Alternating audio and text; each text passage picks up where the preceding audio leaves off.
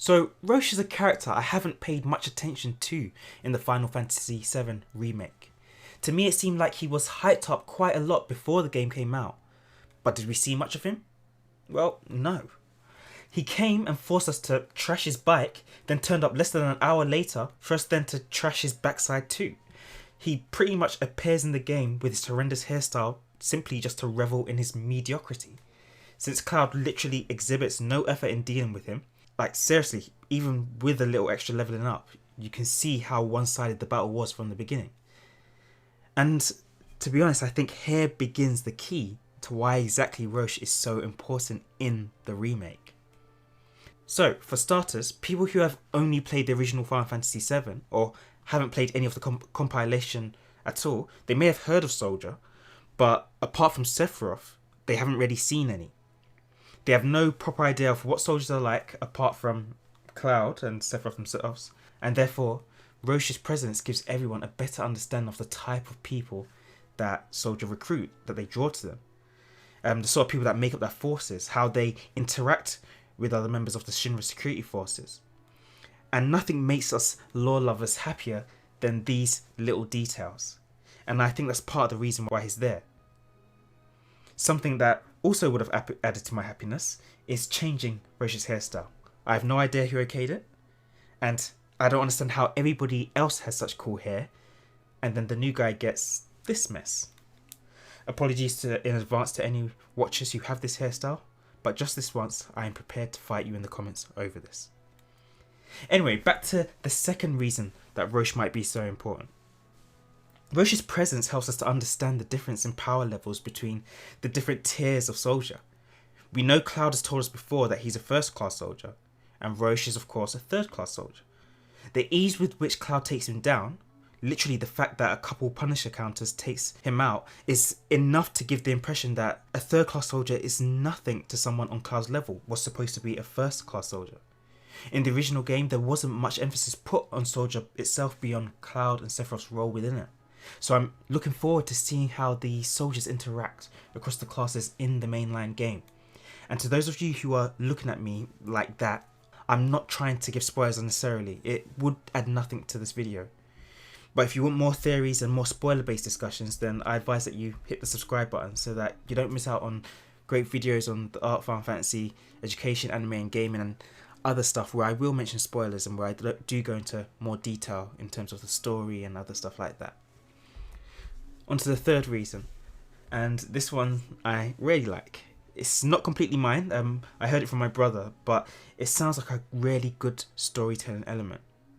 Now, remember this scene in the game when President Shinra says this? Once a soldier, always a soldier, though not, alas, for very long. Accelerated cellular degradation being the most common cause of death by far.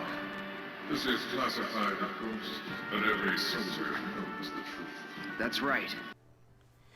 Well, it's a known fact that soldiers degrade. Among the soldiers and among Shinra anyway. And even though the public don't know it, the negative impact of becoming a soldier on a person's life seems to be a well-known fact. Cloud even discusses it with Aerith's mum, Elmira, when she says that soldiers chose power at the expense of their normal lives. But here's the thing, Cloud isn't a normal soldier. We're aware of that. And I'm pretty sure even people who don't know what's coming up know that this overpowered main character of ours is not the standard Shinra first class soldier either.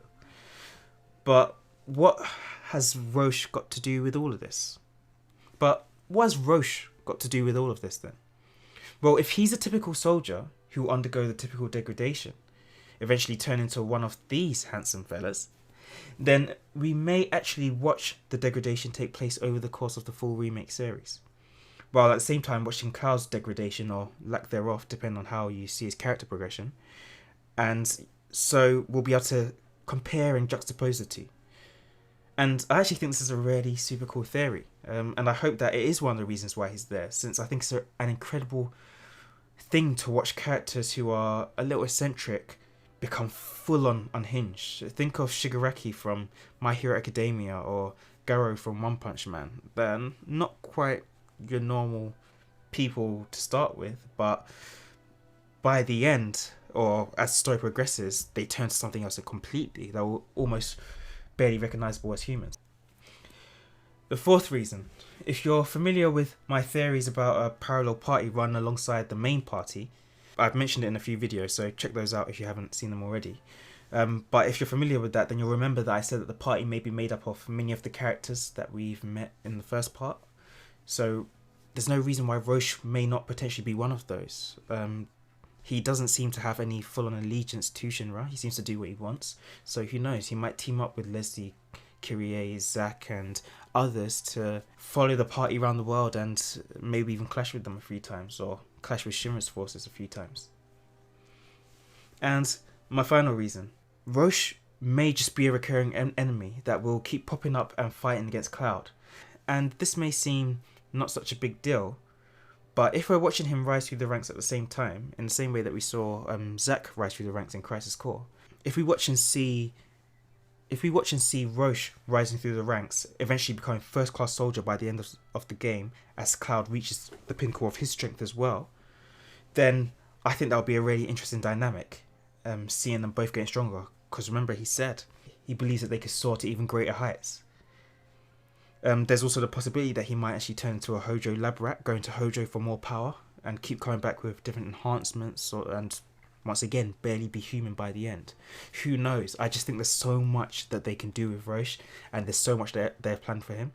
And by the sounds of it, from interviews that they've had recently, and that's off around July 2020, they seem to be implying that because of how he was received and how everyone's reacted to him, they're willing to do a lot more with him in the future, which is really, really good.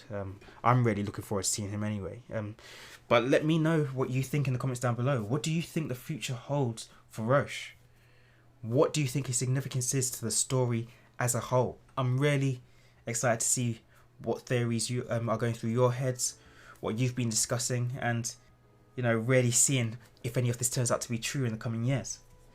Either way, like I said, we're going to be seeing a lot more of Roche, and you're going to be seeing a lot more of me. So be sure to subscribe so that you don't miss out on any more great videos like this one.